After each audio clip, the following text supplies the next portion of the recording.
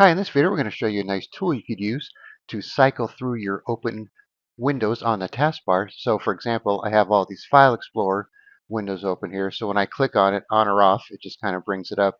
Then I could go through and, toggle through that way, click on it again, go to this one, go to this one, and so on.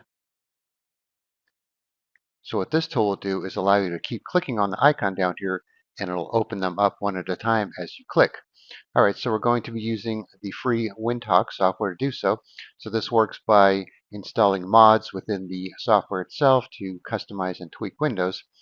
So when you go to the home section here, you'll have any installed mods if you've been using Windhawk, some featured mods, and then the Explore section has some other ones you could check out. You could filter them and search for them. And then once you find the one you want, just click on Details and Install. All right, so we're going to be using the one called Cycle Through Taskbar Windows on Click.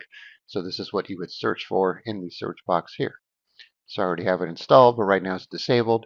So I can enable it here or click on Details and enable it here. And here are the settings. So this is if you're using Explorer Patcher, otherwise you don't have to worry about it. So a lot of these apps don't have too much when it comes to settings if they're kind of simple like this one. All right, so now that it's installed and active, we can just click here. And as I click, it just keeps going through them one at a time until I get to the one I like. And you can see it disables the hover over and replaces it with this. So if we have them all minimized again here and we hover over, then you can see them like this. But once you click on one, then the hover over icons are gone. So you still kind of get both. So you might find this helpful if you'd rather do that than do the hover over and then pick. That way you can just kind of cycle through what you want if you need to see multiple windows for the same program.